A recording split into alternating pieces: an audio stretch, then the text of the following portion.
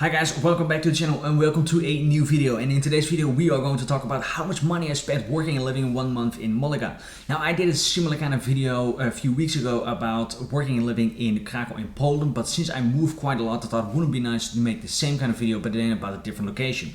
Before we dive into the numbers, please do me a favor, hit that like button, subscribe, click on the bell, click on all so that you don't miss anything. Leave me a comment or share with your friends if you think this is useful. Now if you have never been to Malaga before, I highly recommend you to go there. Malaga is a fairly big city in the south of Spain. It's about an hour and a half flight from Barcelona.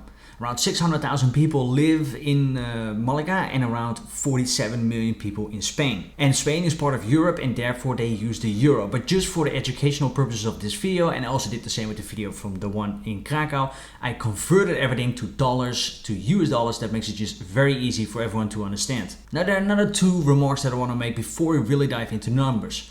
One, I did not stay really 30 days, it was just a little bit shorter. So to make it easy, I extended all the numbers as if I would have really stayed there for 30 days.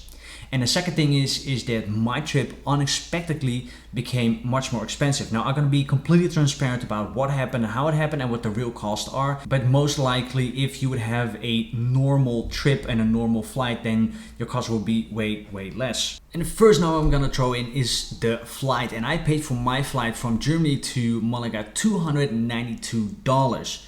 But it didn't end there, because on the day of my flight there were a lot of delays with the train, and I was going with the train from the house there where I was staying to the airport, and therefore I missed my flight. I need to rebook it, and that was then a flight for the day after, and the rebooking or the rescheduling then cost me an extra $112. And those two of course added up will be then a flight of $404. Now of course I didn't want it to happen like this, I did not expect this, but sometimes you're just a victim of external circumstances, and this was kind of the case.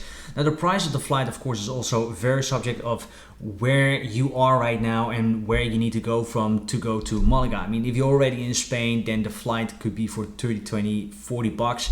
If you need to come from the States or from Asia, then the flight will be easily $700, $800 or even $900.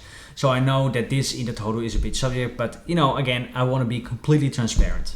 And next up is then accommodation, but also because I missed my flight, I need to stay in a hotel for 1 day, and I chose a hotel that's actually right next to the airport.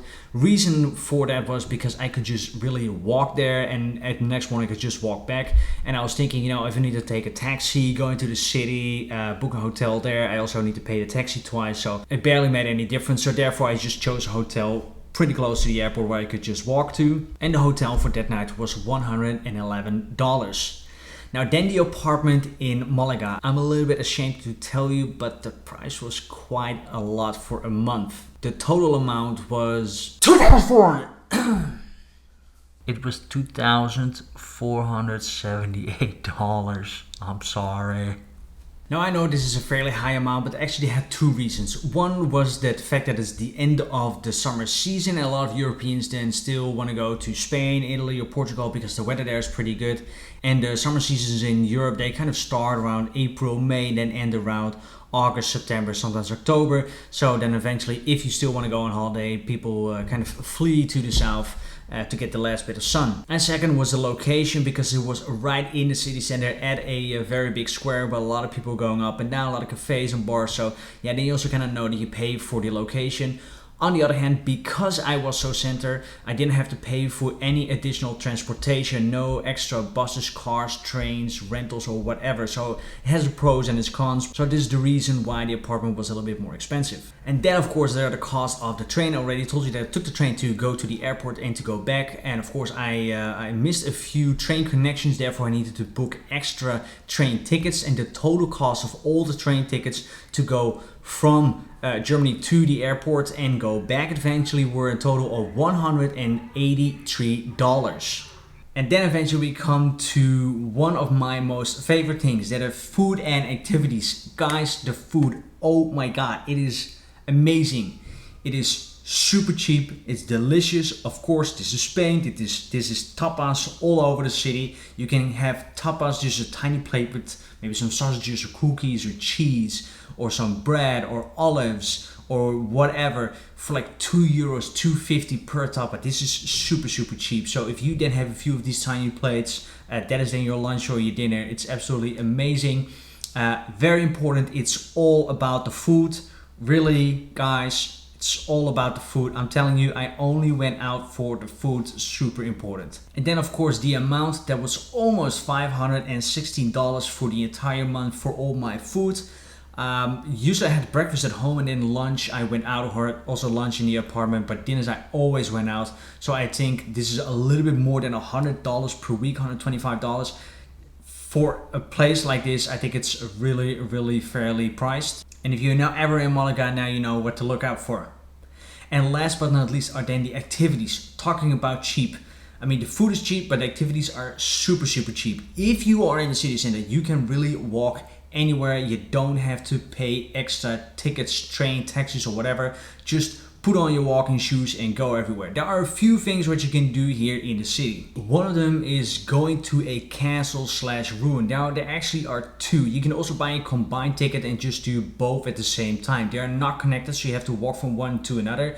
But they're super cheap. I think I bought my ticket for like $5 or $6. It was super cheap.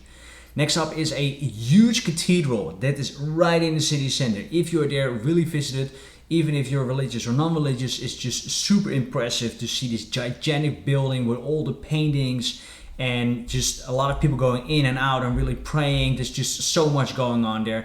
I found it very impressive to check that out. And finally, I also went to a car museum. That one is a little bit out of the city center. It was like a 3-kilometer walk, so it would be like 4.5, 5 miles. I like cars, so for me it was absolutely a no-brainer to go there. I think it's owned by a Dutchie, and he just has a huge collection of very old cars from the 30s, 40s, 50s, 60s. Very beautiful. So yeah, you can definitely spend an hour or two in that car museum. And something else that you can do, but I haven't visited, is another museum. I think it's from Picasso. So if you are more in like an arty kind of type, then absolutely check that out. Anyways, all the activities that I did combined together was a total amount of $23. Now that is super cheap. Of course, then there are also a lot of stuff you can do that just for free. I mean, there's so much in the city to check out that is just completely for free. Like very nice neighborhoods and areas, beautiful buildings. There's a beach where you can go to. It's just amazing. So you absolutely do not have to get bored, and to have a good time. I think Malaga might be one of the most cheapest places I've ever been to do really fun stuff. Now, if we add all of my costs, we come to the total amount of $3,717 for an entire month. Now again, this is quite high, but this is due because of two things. A, the flight that I need to reschedule, and the apartment, which is pretty pricey compared to what you can get. You can easily, and I really mean this, you can easily get an apartment that is at least $1,000 less expensive. Maybe you don't have the same location, maybe you don't have the same kind of apartment that I have, because mine was pretty luxurious. But if you just have a basic apartment or you share it with someone, you can easily knock off $1,000.